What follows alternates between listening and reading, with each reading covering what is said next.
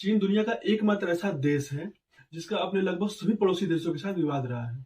चीन भले ही इन सभी बातों से हमेशा इनकार करता रहा हो, लेकिन हाल ही में तवांग सेक्टर में भारतीय सैनिकों के साथ जो झड़प हुई है, वो चीन का पोल खोल दी है कि चीन कैसा है। वो हमेशा सीमा विवाद में लगा रहता है। चीन की जो सरहद है वो 14 देशों से मिलती है और आपको ये जान के हैरानी होगी, उसका जो विवाद है वो 24 देशों से है। चीन का जो सीमा विवाद है वो एक साथ 18 देशों के साथ चल रहा है। जमीन तो छोड़िए, समुद्र में भी वो सीमा विवाद लेकर झगड़ा करता रहा है और 35 लाख वर्ग किलोमीटर में फैले जो दक्षिणी चीन सागर है, उस पर अपना अधिकार हमेशा जताता रहा है। वो रनवे बना दिया है वहां पे, यहाँ तक कि कृत्रिम टापू भी बना दिया है। उसको कोई मतलब नहीं है कि हमारे जो पड़ोसी देश है उससे अच्छा संबंध रहना चाहिए या नहीं रहना चाहिए, क्योंकि वो हमेशा विवाद में रहता है और जब विवाद होता है तो दोनों पक्षों को नुकसान होती है। चीन है वो बहुत बड़ा देश है, उसके साथ जितने भी लगे छोटे छोटे देश हैं वो उनसे डर जाते हैं। कई ऐसे देश हैं बिना डरे ही, ताइवान की तरह ऐसे देश हैं जो हमेशा लड़ाई के लिए तैयार रहते हैं। तो आइए जानते हैं कि चीन का विवाद कहाँ कहाँ है और किस किस देशों के साथ है। सबसे पहले बात कर लेते हैं नेपाल की।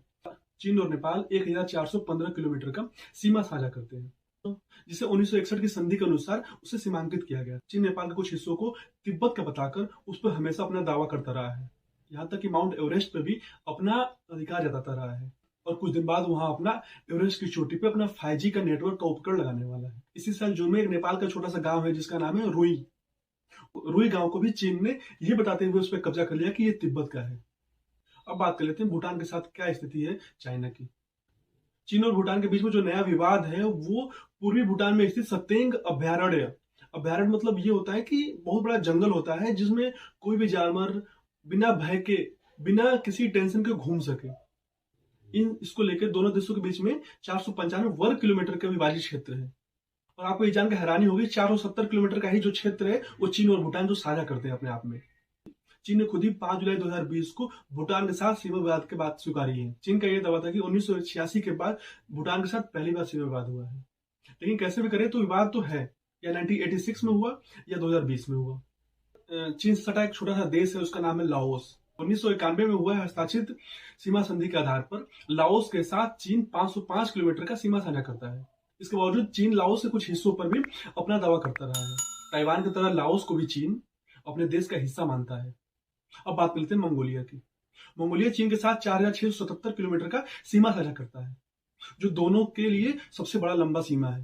मंगोलिया में मौजूद भीतरी मंगोलिया एक स्वायत्त क्षेत्र है। स्वायत्त क्षेत्र के बारे में बता दूं, वो क्षेत्र जहाँ पे आदिवासी रहते हो, जहाँ के लोग पूरे विश्व के किसी जो भी कल्चर है उसको फॉलो नहीं करते हैं। वो अपना अकेले रहना चाहते हैं, ना किसी से बात करना चाहते हैं, ना किसी से कोई संबंध रखना चाहते हैं। उस क्षेत्र पर भी चीन अपना अधिकार जताता रहा है। इसी वजह से चीन और भीतरी मंगोलिया के बीच में सीमा विवाद रहा है। इसे लेकर 2015 में दोनों देश आमने सामने आ गए थे।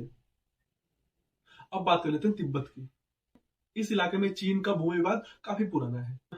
1950 में इस हिमालयी देश पर कब्जा कर लिया था चीन ने, और जो तिब्बत के 12.28 लाख वर्ग किलोमीटर को अपना क्षेत्र बना लिया था। उसके बाद जो तिब्बत के आध्यात्मिक गुरु थे जिनका नाम था दलाई लामा, अपने अनुयायियों के साथ भारत में शरण ली थी। तो उनको अपना जान बचाना पड़ा था और यही कारण है कि इस विवाद में हमेशा भारत जो तिब्बत का साथ दिया है। म्यांमार और चीन के साथ 1960 में एक समझौता हुआ था, जिसके तहत दोनों देशों की जो सीमा है 2185 किलोमीटर की, वो आपस में मिलती है। म्यांमार चीन पर हमेशा ये आरोप लगाता रहता है कि चीन हमेशा सीमा विवाद पर लगा रहता है और जो आतंकी संगठन है उनको म्यांमार के खिलाफ भड़काने की कोशिश करता रहता है। अब बात कर लेते हैं पूर्वी तुर्किस्तान की। चीन 1949 में पूर्वी तुर्किस्तान पे कब्जा कर लिया था और इसे सिंजियांग प्रांत का नाम देकर अपने देश का हिस्सा बताता रहा है। तिब्बत प्रांत की तरह सिंजियांग को भी चीन ने स्वायत्त क्षेत्र घोषित कर रखा है।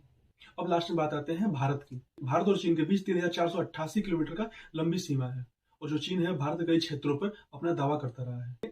चीन ने अरुणाचल प्रदेश और लद्दाख के कुछ इलाकों को मिलाकर 43,000 वर्ग किलोमीटर जमीन पर अपना अवैध कब्जा बना रखा है। भारत और चीन के बीच में जो सीमा विवाद है वो 1957 से चला आ रहा है। चीन और भारत के बीच का जो रेखा उसको बोलते हैं मैकमोहन रेखा, और अरुणाचल प्रदेश में जो मैकमोहन रेखा है उसको चीन नहीं मानता है और अक्साई चीन पर भारत के दावे होने को खारिज करता है।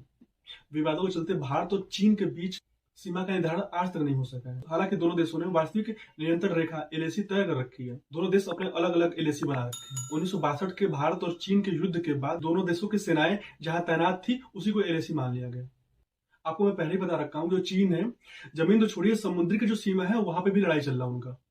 तो हम बात कर लेते हैं दक्षिण चीन सागर को लेकर। चीन और कुछ ऐसे देश हैं जिनके साथ चीन का सीमा विवाद है, वो कौन कौन है उसके बारे में जानकारी ले लेते हैं।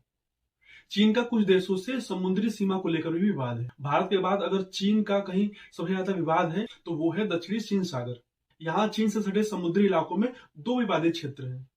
पहले में चीन, ताइवान, मलेशिया, फिलीपींस, वियतनाम और ब्रुनेई की सीमाएं शामिल है, और दूसरे में चीन, ताइवान और वियतनाम की समुद्री इलाका शामिल है।